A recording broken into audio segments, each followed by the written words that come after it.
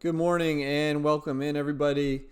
For all of you hardcore soccer DFS fans, we do have a Danish SuperLiga Showdown for the early afternoon of Tuesday, June 2nd.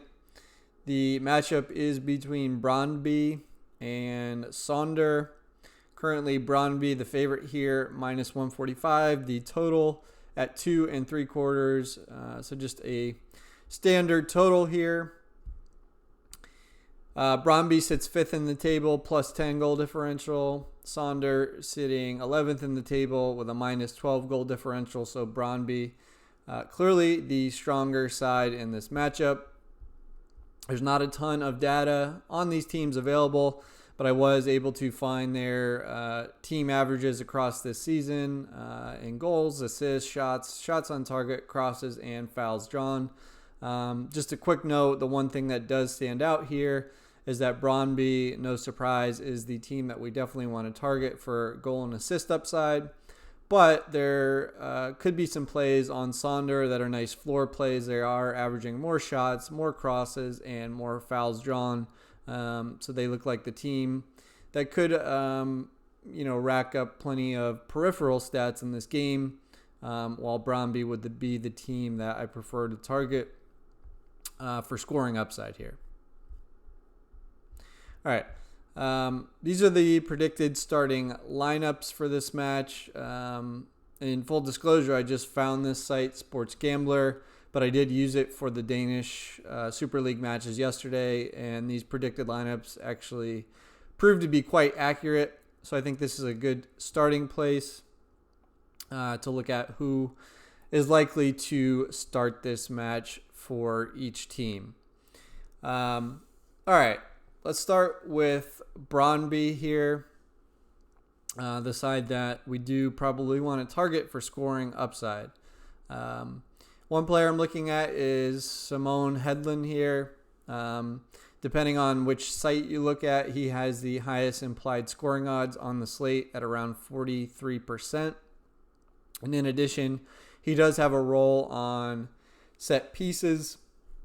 So he's one of the few guys on this slate that's going to combine both floor and upside here. Not a shocker here that he is one of the most expensive players on the slate at 10,200. All right. As far as other plays that jump out for Brondy, Mensah and Gambleby are the wingbacks or the expected wingbacks. Both are in the 7K range. Both of these guys have a decent floor and some potential upside, but I don't love the price on either of them. Lasse Vigen here is a nice potential play. I believe his name is something different on DraftKings. Yeah. So this is, Lasse Vigen Christensen here. So he also could have a role on corners, a potential split with Hedlund. He's only 4,600. He's got about 25% implied scoring odds, which is really nice for that price. You see here when he does start, so the last 4 starts, a floor of about 7 DK points, which is really solid. I guess 5 in this game because he did have a goal. But at that price, really nice floor and potential upside. As far as additional plays, Radicevic here comes in at 7,200. He's a little bit goal dependent, but in this predicted starting lineup, he is the player that appears most likely to be on penalty kicks for Brondy. So there definitely is upside in that. All right, moving over to Sonder. As I mentioned, there are a few plays that could be nice from a floor perspective. So the first I'll mention is Alexander Ba. It looks like he is the left-sided corner taker for Sonder.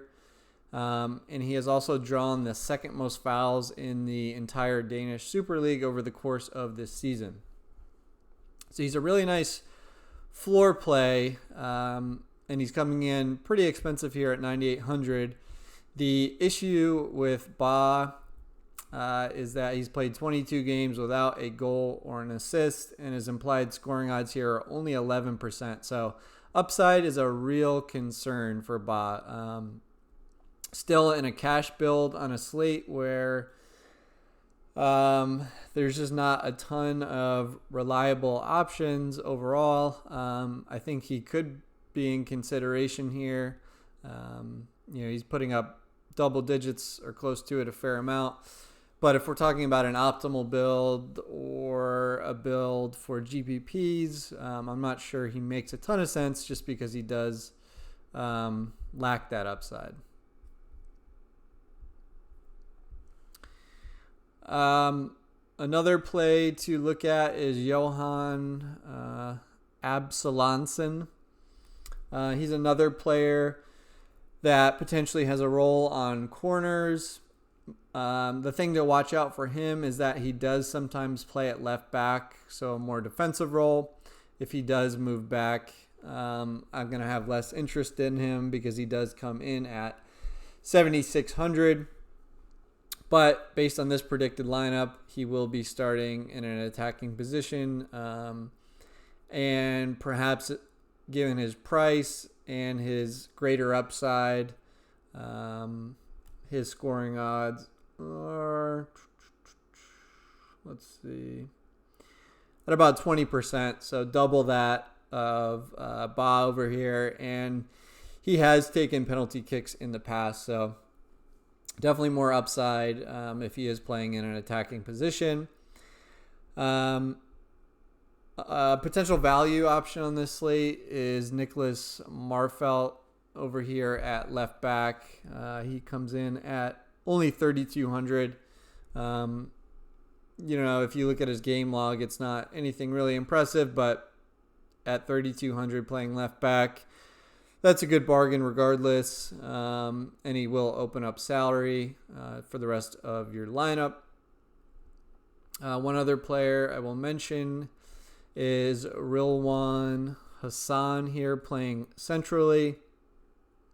Hassan has taken some corners as well, and he also does have some goal and assist upside. He's got 5 assists on the season, and he does have 18% implied scoring odds, which again, for a $3,600 price tag, is really solid.